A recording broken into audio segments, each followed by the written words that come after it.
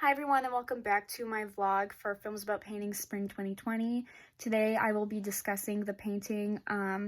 It's a long title, okay? I'm gonna have to keep referencing it. But a Sunday afternoon on the island of Le Grand Jatte, and you're gonna have to listen to me butcher those last two words 1,000 times with my Chicago accent, but that's fine. And I will be answering the question, and we're going to be talking about Seurat a lot today, and I'm going to be answering the question if I've ever seen this painting for real, and I am going to tell you about it, because yes, I have. I have been to the Art Institute of Chicago, and I've also seen Ferris Bueller's Day Off, and felt like Cameron looking at it before, so I'll talk about it.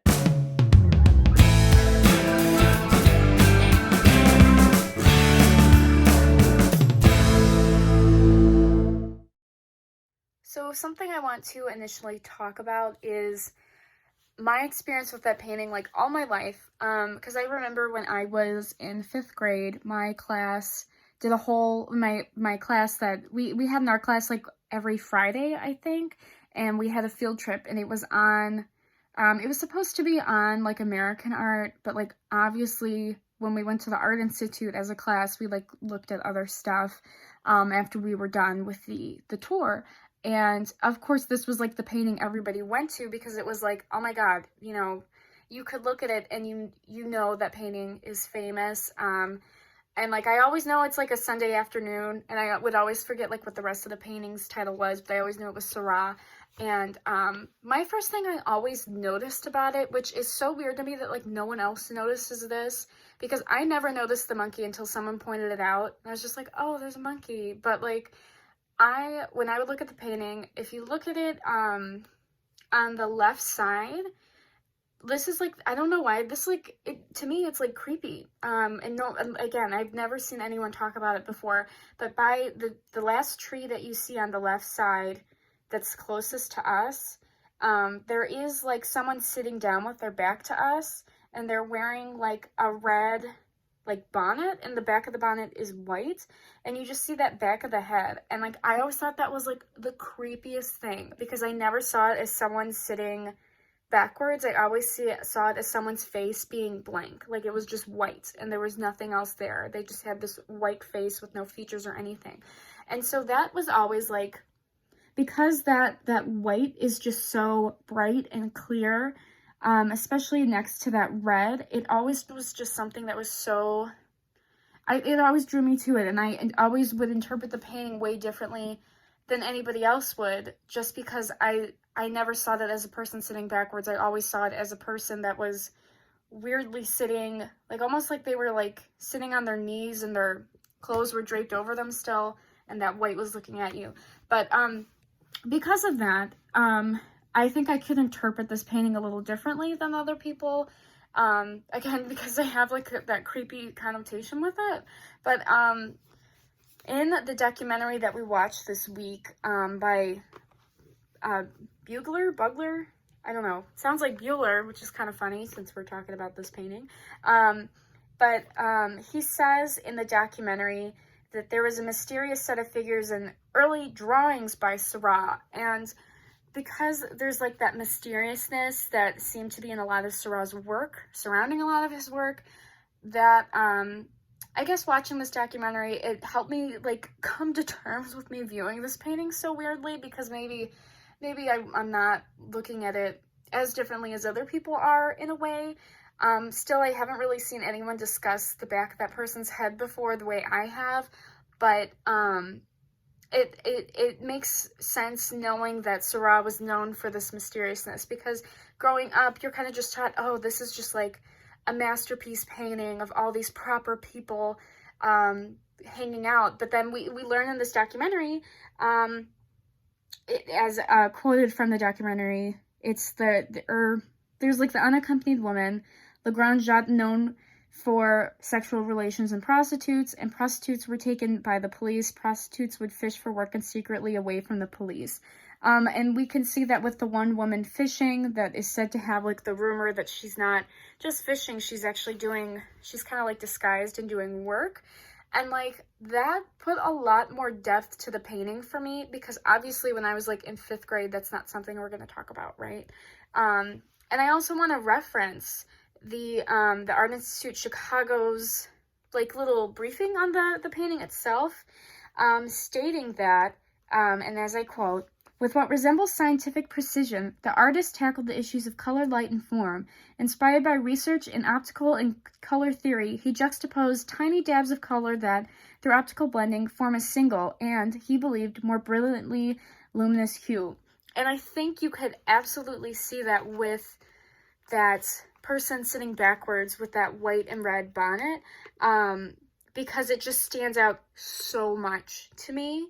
And it does look like it's like a flat color. Like it doesn't look like there is all these little dots, but obviously if you were to zoom in, and as I have at the Art Institute, I've walked real close to the painting to see it, it's all these tiny little dots. And I think it just adds more depth and almost like roundness, specifically, obviously with like round shapes, but like it adds almost like a third dimension to things, which is very interesting that he was able to accomplish that just through through painting differently like that. And we could also see that with that little girl and what looks to be her mother at the center, also with the red and white. I see that that's like a big theme in this painting specifically.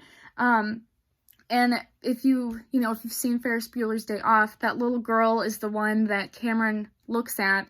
And the whole point is that, like, when he looks at it, he's scared that if someone looks at them for too long, they don't see anything. And I think that's how, like, that's like the common interpretation. I don't really have a source for that. That's just like kind of like common knowledge to me. But that, like, the more you look at it, is it nothing? And I think that is another thing to kind of put into perspective when looking at this painting by Seurat, because since we know that he did these mysterious figures in drawings before, how is this painting itself, not necessarily the figures, but how is it mysterious in the way that it's done?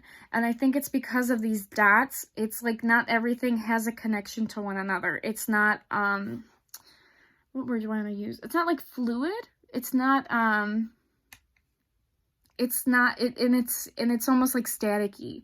And I think that adds to that mystery of it, and it adds to the mystery of what's actually going on here, that you don't know this at first, because it just looks like, it just looks like a painting, and it is a painting, but the more you look at it, the more it is distinguished, if that makes sense. So something I also want to discuss about this painting in particular is that if you look at each of the people, and I noticed most of them are women, so that does go back to Bugler. Don't want to mess up his name. Him in the documentary stating how that these women in this painting most likely were prostitutes. But it looks as if everybody has like this highlight around them. Each individual person, like you see like almost like a lighter hue all around each figure of person. I don't know if that makes sense, but it makes sense to me the more I'm looking at this painting. And I'm taking a quote from My Modern Met, from the article The Story Behind Seurat's Pointillist Masterpiece, A Sunday Afternoon on the Island of La Grande Jatte, by Kelly Richmond Abdo, which is an article from 2019. And she quotes Signac, don't know if I'm messing up that name too, who was another artist, and he states that about Seurat, and as I quote from the article, "Confronting his subject, Signac explained, Seurat, before touching his little panel with paint, scrutinizes, compares, looks with half-shut eyes at the play of light and shadow, observes contrasts, isolates reflections, plays for a long time with the cover of the box which serves as his palette, then he slices from his little heap of colors, arranged in the order of the spectrum, the various colored elements which form the tint destined best to convey the mystery he has glimpsed. Execution follows an observation. Stroke by stroke, the panel is covered." And so I kind of related that to how I'm seeing like this highlight, almost like a halo around every figure. It's not like around their head like a halo though. It's like a halo around their whole being. And it's kind of like if you squint at something, and this might be because I have astigmatism, so maybe it's a little different for me. But if you look at like a light, and I'm looking at the lamp from across the room, and if I look at it, it's not really doing it now, but like with street lights, I see almost like a starburst, like a burst of light coming out of it. And then like if I squint, and I think anybody has this happen though, I hope, again, I have astigmatism, whatever. When you squint, you see light shoot up. And so when there's the quote by Signac that says, with half shut eyes at the play of light and shadow, that kind of reminds me of how I see in terms of light sometimes. And this isn't all the time. It's mainly, again, like at night with street lights, but it's reminiscent of how there's this highlight around each figure, and that makes it a little interesting of how he chooses to paint. And I think that's always something I noticed too when I was younger. I always was like, why is it lighter around them? And to me, I think in my head, like, wouldn't there be a shadow? And there are shadows in this painting, clearly, but it's just interesting how there is that lightness around each figure, almost like everyone is glowing. Maybe that's just my own interpretation though, but if I'm looking at this painting and, you know, with the idea that Seurat did things with half shut eyes, so like kind of like he was squinting, if you look at each figure, it's very similar to how I see light sometimes, you know? And I imagine anybody would when they squint. Again, hopefully I'm not on my own with that one. But that is just something else I noticed about this painting. And again, since I've seen it in real life, I think the biggest thing anybody focuses on is the intricacy and the detail, clearly. But there are those little things that stand out specifically to me as the viewer, as it would to anybody, and that really is that highlight around the people and that one figure that's turned around. And I would say, I guess those are like the brightest, not really brightest, but like it deals with light, right? And that's what I guess I'm drawn to when I look at the photo or the painting. And I don't know, that's just my experience with it. I have always loved this painting. I think it is an absolute staple to look at if you go to the Art Institute. If you're in Chicago in general, and you know, that I think it's really incredible that we have that piece at our museum. Maybe that's just like me because I'm biased about Chicago, but it's just really cool and it's fun to look at, and it's an amazing painting, let's be real.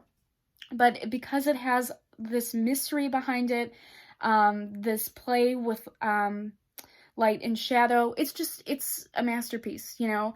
But yeah, that's really all I have for today. Again, stay safe, wash your hands, please, stand 6 feet apart from people.